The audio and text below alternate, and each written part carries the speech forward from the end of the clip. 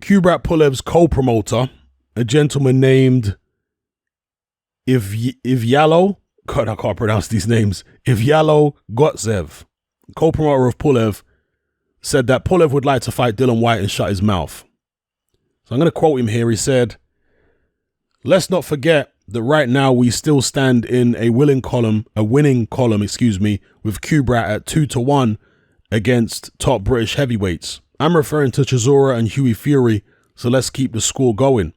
Certainly one fight of great interest that I think style-wise and personalities would make for a great clash is Kubrat Pulev versus Dillian Whyte once he deals with Povetkin. Dillian Whyte has been very loud in the past talking about Kubrat, and Kubrat feels like he is the perfect mouth he wants to shut. That's a great heavyweight scrap for the future."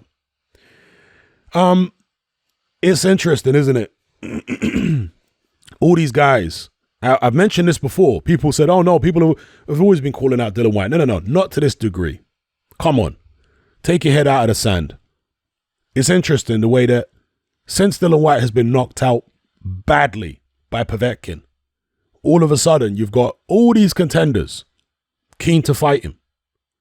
Yeah, this is what happens. It was the same back in the days. You know, Lennox Lewis got knocked out. And there were so many contenders. Oh, yeah, I'll fight him. They weren't so keen to fight him after he'd knocked out Razor Ruddock. But when he got knocked out by McCall, all these contenders wanted to fight him. Same goes for Dillian Whyte here now. The likes of Pulev, the likes of Ruiz, Ortiz, Hunter. And look, some of these guys had called out Dillian Whyte previously. But there hadn't been a time when so many of them have been calling Dillian Whyte out over such a short period of time. Do you understand?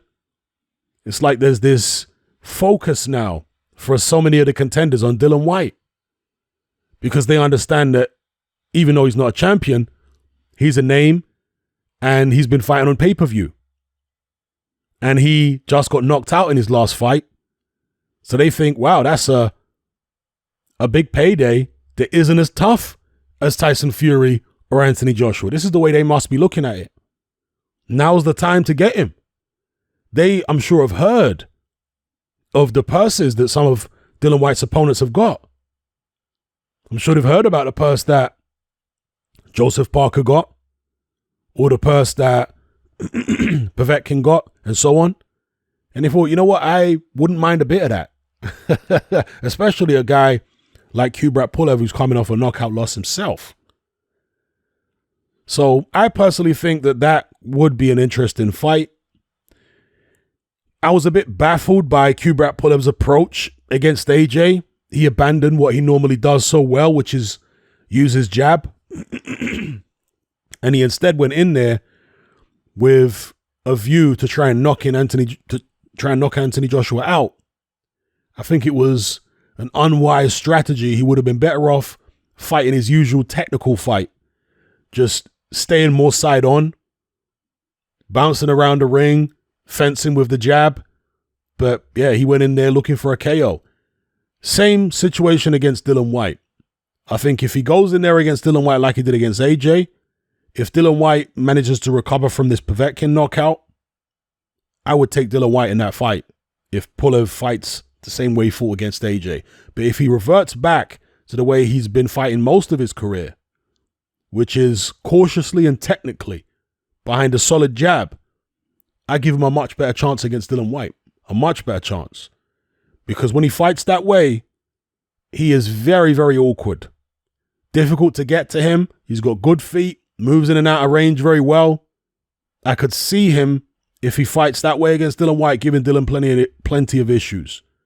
But if he's going to come forward and attack and believes that Dillian Whyte is vulnerable and that's all he's focused on, I think he'll probably come unstuck. So let me know what you guys think in the comments below about a potential showdown between Kubrat Pulev and Dillian Whyte, and also the psychological aspect here. Where, okay, you know, it's interesting. Kubrat Pulev, very confident guy, but after he got knocked out by Klitschko, it clearly dented his confidence. He wasn't keen on getting in there against AJ. He was mandatory previously for AJ. And somehow he found a way. In fact, even before he became mandatory, he was offered the AJ fight. There's a video of Eddie Hearn, I think it's in Germany, and he's trying to tell Pulev, come on, fight AJ, fight AJ. And Pulev just kind of walks away. I think his confidence took a massive hit after that Klitschko defeat. And he really wasn't keen on fighting AJ. He didn't think it was a fight that he stood the greatest chance of winning, in my opinion. But after AJ got beat by Ruiz, Pulev's eyes lit up. He thought, okay, so he's vulnerable, so I can get to him. Maybe I really can win this fight.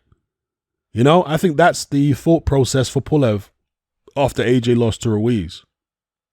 And with Dillian Whyte, I don't think he's ever rated Dillian Whyte as highly as he's rated AJ, but a similar situation. And not just for Pulev, but for many other fighters. They now look at Dillian Whyte and think, oh, okay. If Povetkin, a 40 or 41-year-old man, was able to take him out with one shot like that, I can beat this guy. So, and look, it's not like they didn't think they could beat him before, but they might have felt like he was a bigger risk, a bigger threat before. But the way he was taken out by Povetkin, I think a lot of them have gained way more confidence from that and now see it as a much more appetizing fight for themselves. So anyway, let me know what you guys think in the comments below.